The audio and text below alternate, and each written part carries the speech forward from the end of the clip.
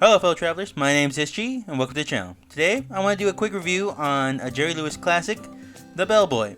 I like this movie, I recently saw it again just for this video and I just have some stuff to say about it. So let's get to it, shall we? But before we continue, I would like to please ask you to subscribe down below and leave a comment or like if you enjoyed this movie. Yeah, let's get started, shall we? The Bellboy was released in 1960, July 20th, which is interesting because it was shot and written between February 8th and March 5th of 1960, just several months before its actual release. This film was just supposed to be a side story. He was originally planning to do a movie called Cinderella, which was supposed to come out in the winter time, but the studio also wanted him to do a movie for the summertime, and he had this and only a short time to do it, so in a matter of months he managed to write it, film it, and of course set it out. But he didn't do it all himself. He had several actors and several legends of the time, such as Laurel from Laurel and Hardy, help writing it and making this a true love letter to the old era of silent films. As you could tell if you've seen the movie, there are so many different vaudevillian acts in it. And of course, a bunch of silent movie moments in there. Stanley, Jerry Lewis's character, being mainly silent in the film, really helped make his character grow, and you could definitely see the influences of several different people known for being the silent characters of the time. There are several other facts to this that come out later on, such as having friends stopping by if they were in town, or even that the whole film was just filmed in one location, but just taken at different parts of the hotel. The Bellboy overall is about the life of Stanley, about his everyday life, about what he does and who he talks to, and about how he is around work, and how much he actually loves being a bellboy at this luxury hotel. Now, the one thing that is the main factor in this is that Stanley, played by Jerry Lewis, does not talk at all. He only reacts, he only follows orders, if you will. He'll follow all the orders you give him, just don't be sorry if he brings a plane into the hotel, or if he loses half the dogs and he's supposed to be watching. Stanley is very dependable. You can tell that everyone there trusts him. You can tell that he's not one that wants to cause trouble, even though he does most of the time. But he loves what he does. He cares for what he does, and he cares about the guests and the people that come in and out. And he even cares about the people that he works for. Overall, this story is about just one simple rule that's even brought up at the end. If you want to know the other guy's story, you'll never really know unless you ask him. That's kind of what the issue we're following him is for. Understanding Stanley, knowing what he's about, even without asking him. And that's because he doesn't talk. He just follows orders, like I said.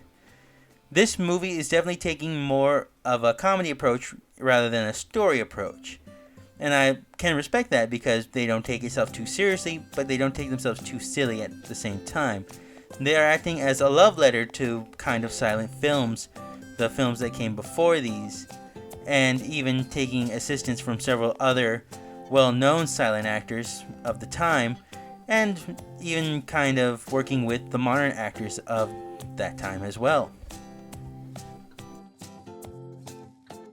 Stanley has been described in the story as our main character, and I would like to say he's our only character.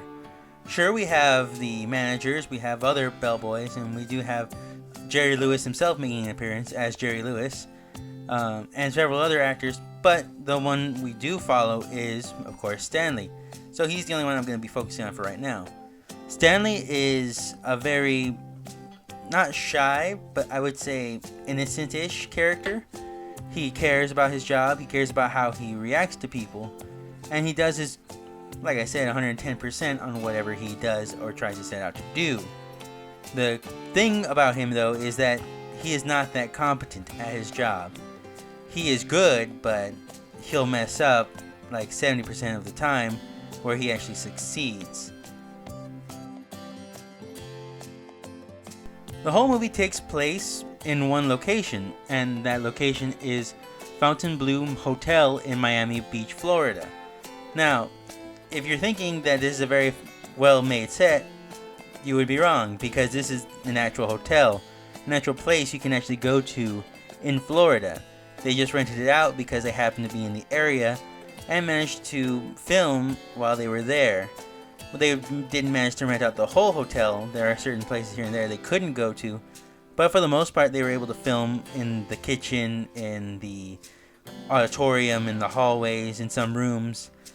And you can't tell the budget they were given. You can tell that they were able to toy around a lot in the hotel, and at the end it's even given a special thank you to the ownership and the management of the hotel for letting them be able to film and have people going in and out doing their production.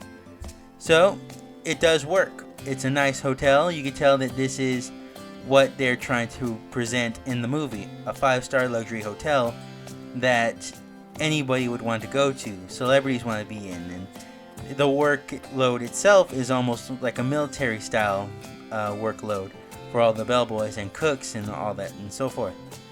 So the setting itself is good, and that's because it's 100% accurate.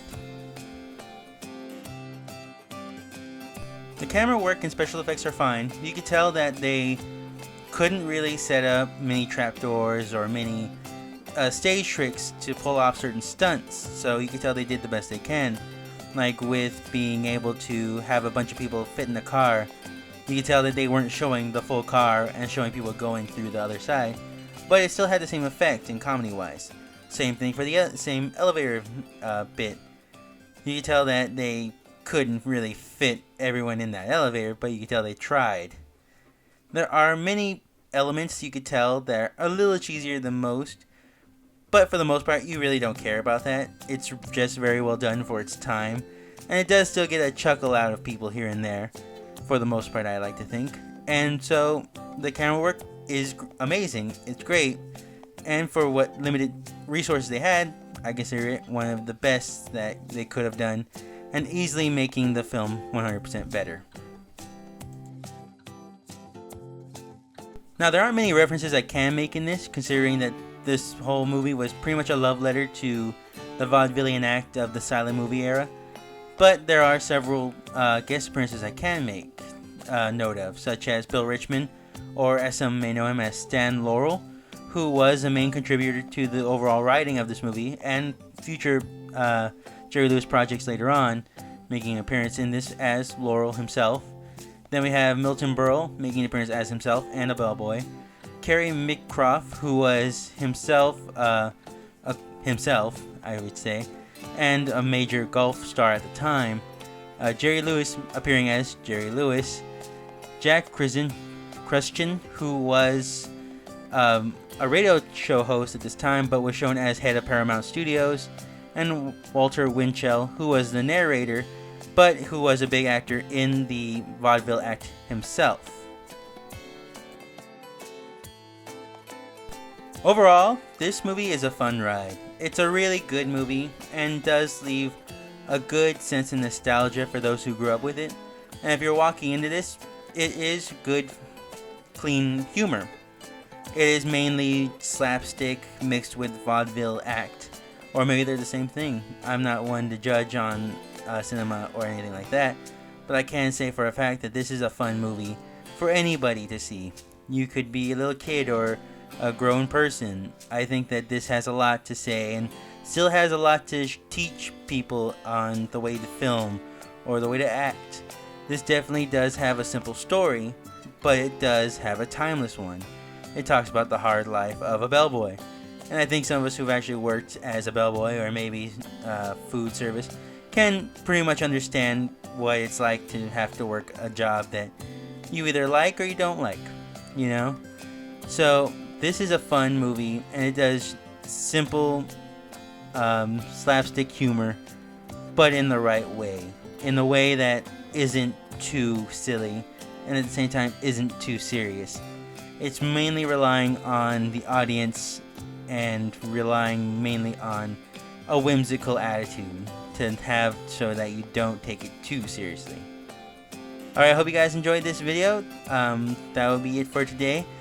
Please come back next week if you enjoyed this one. I'll be back with another more modern video to talk about.